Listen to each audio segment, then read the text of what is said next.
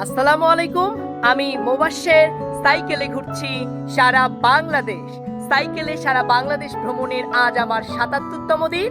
আর ৭৭তম দিনে আমি আছি বাংলাদেশের দিনাজপুরের চিরির বন্দরের ঐতিহাসিক কাকড়া রেল ব্রিজে। আমার সামনে যে ব্রিজটি দেখতে পাচ্ছেন ওইটি বহু বছরের পুরনো একটি রেল সেতু। স্থানীয়দের মতে এটি স্বাধীনতারও অনেক আগে, সম্ভবত ১৯৩০ খ্রিস্টাব্দের দিকে নির্মিত হয়েছিল। যদিও এর নির্মাণ সাল আমি সঠিক জানি না, তবে ওইদিকে ব্রিজের গায়ে লেখা ছিল ১৯৩০। ওই তো দেখা যাচ্ছে এই ব্রিজটা। এটা হচ্ছে নতুন রেল সেতু, আর ওইটা হচ্ছে অনেক পুরাতন। একটা হচ্ছে অচল আর একটা সচল।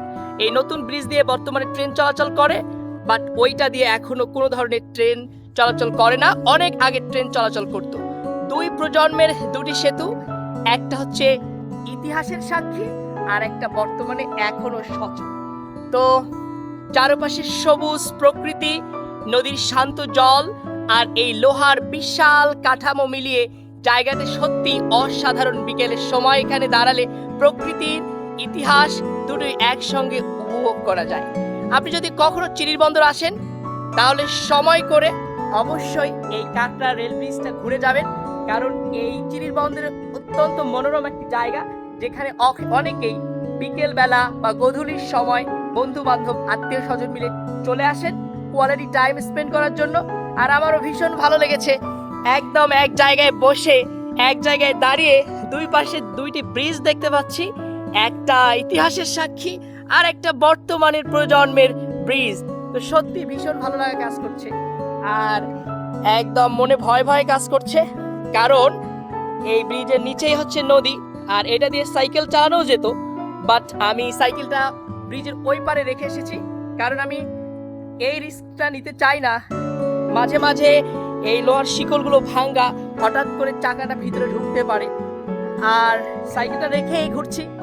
অনেকেই চলে আসছেন, তো ওইদিকে অনেকে এখানে গোসল করেন, আর ওই ভাইটা এখান থেকে পার হয়ে ওইদিকে চলে গেছেন।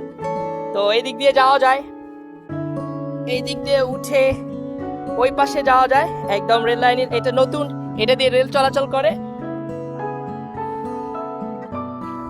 অত্যন্ত চমৎকার প্রকৃতির হাওয়া খাচ্ছি, ভীষণ ভালো লাগছে।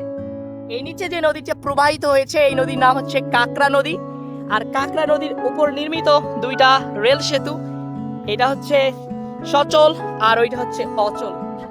রাতেও একবার এসেছিলাম, ভাবলাম দিনে আরেকবার এই সেতুটা দেখে যাই।